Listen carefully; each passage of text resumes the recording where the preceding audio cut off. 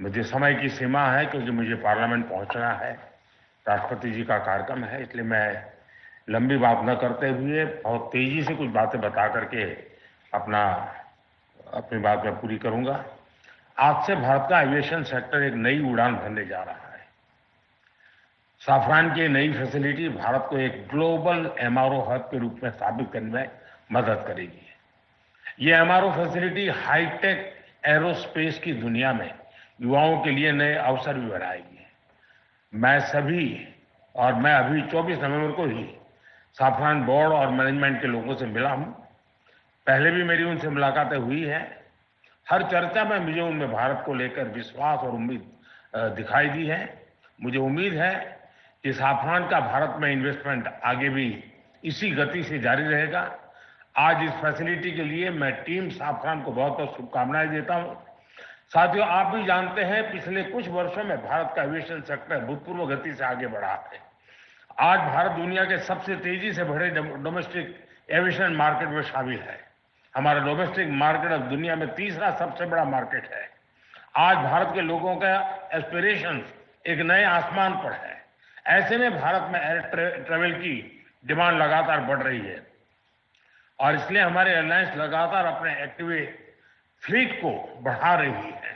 भारत की एयरलाइन कंपनियों ने 1500 से ज्यादा नए एयरक्राफ्ट का ऑर्डर दिया है। साथियों, भारत के एविएशन सेक्टर में तेज एक्सपेंशन के चलते maintenance, repair and overhaul MRO की सुविधाओं की जरूरतें भी बढ़ रही है। हमारा 85% एमआरओ का काम देश के बाहर होता रहा है। इससे खर्च बढ़ता था, समय ज्यादा लगता था और एयरक्राफ्ट लंबे समय तक ग्राउंडेड रहते थे। ये स्थिति भारत जैसे विशाल एविएशन मार्केट के लिए ठीक नहीं थी। इसलिए आज भारत सरकार देश के दुनिया के एक बड़े एमआरओ केंद्र के रूप में विकसित कर रही है। अब पहली बार देश में एक global OEM deep level servicing की सुविधा स्थापित कर रहा है। साथियों, साफरान की ग्लोबल ट्रेनिंग, नॉलेज ट्रांसफर और भारत के इंस्टीट्यूशंस के साथ साझेदारी, इससे देश में एक ऐसी वर्कफोर्स तैयार होगी जो आने वाले वर्षों में पूरे एमआरओ इकोसिस्टम को नई गति, नई दिशा देगी। इस फैसिलिटी से देश के दक्षिण भारत के नौजवानों के लिए रोजगार के अनेक अवसर बनेंगे और हम सिर्फ एविएशन एमआरओ तक सीमित नहीं रहना चाहते। हम शिपिंग से जुड़े एमआरओ इकोसिस्टम पर भी बहुत बड़े स्केल पर काम कर रहे हैं। साथियों, हम हर सेक्टर में डिजाइन इन इंडिया को भी बड़े पैमाने पर प्रमोट कर रहे हैं। मैं साफरान की टीम से आग्रह करूंगा कि आप भारत में एयरक्राफ्ट इंजन और कंपोनेंट डिजाइन की संभावनाओं को भी एक्सप्लोर करें। इसमें एमएसएमईज का हमारा बहुत बड़ा नेटवर्क और हमारा युवा टैलेंट पूल आपको बहुत मदद करेगा। साफरान एरोस्पेस प्रोपल्शन सिस्टम पर बड़े स्तर पर काम करता है। मैं चाहूंगा कि आप प्रोपल्शन डिजाइन और मैन्युफैक्चरिंग के लिए भी भारत के टैलेंट और अवसरों का उपयोग करें। फ्रेंड्स, आज का भारत सिर्फ बड़े सपने नहीं देख रहा, भारत बड़े फैसले ले रहा है और उनसे भी बड़ी उपलब्धि हासिल कर रहा है। We are dreaming big, doing bigger and delivering best. और भारत का बहुत जोर ईज ऑफ डूइंग बिजनेस पर है।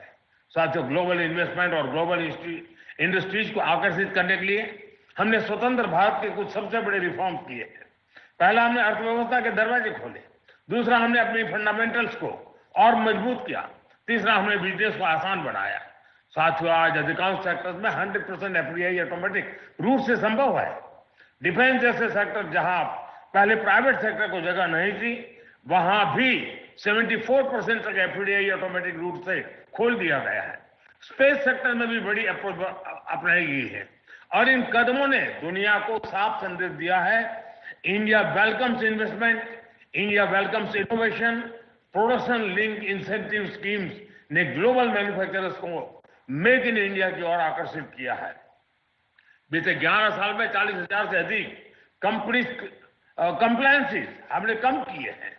भारत ने बिजनेस से जुड़े सैकड़ों प्रावधानों को डिक्रिमिनलाइज किया है। नेशनल सिंगल विंडो सिस्टम ने अनेक अप्रूवल्स को एक ही प्लेटफॉर्म पर ला दिया है। GST reforms, faceless tax assessments, नए लेबर कोड्स और आईबीसी, इन सब ने गवर्नेंस को पहले से कहीं अधिक सरल और पारदर्शी बनाया। इन्हीं प्रयासों की वजह से आज भारत को एक ट्रस्टेड पार्टनर एक मेजर मार्केट और एक राइजिंग मैन्युफैक्चरिंग हब के रूप में देखा जा सकता है। साथियों, भारत के पास तेज ग्रोथ है, स्थिर सरकार है, रिफॉर्म से जुड़ा माइंडसेट है, बहुत बड़ा यंग टैलेंट पूल है, एक विशाल डोमेस्टिक मार्केट है और सबसे खास बात, भारत में निवेश करने वालों के लिए हम सिर्फ इन्वेस्टर नहीं बल्कि को क्रिएटर में मानते हैं। हम उन्हें विकसित भारत की जर्नी के स्टेक होल्डर मानते हैं। इसलिए मैं सभी इन्वेस्टर से कहूंगा, India is proving by betting on India is the smartest business decision of this decade. एक बार फिर आप सभी को इस आधुनिक एमआरओ फैसिलिटी के लिए मैं बहुत बहुत बधाई देता हूं। बहुत बहुत धन्यवाद। मेरी समय की सीमा है, मैं आपकी इजाजत लेता हूं। बहुत बहुत धन्यवाद। I think we can put our hands together for louder applause there for a very dynamic address from India's Honorable Prime Minister, Shri Narendra Modi ji. Sir has logged off from the link, but thank you, sir, all the very same. Ladies and gentlemen, I'm now going to request Safra India CEO, Mr. Jitendra Gavankar, to kindly present tokens of appreciation to dignitaries seated on the dais. We'd like to thank the Honorable Civil Aviation Minister, Shri Kinjarapu Ram Mohan Naidu ji. Please put your hands together in heartfelt applause, not only for his presence here this morning,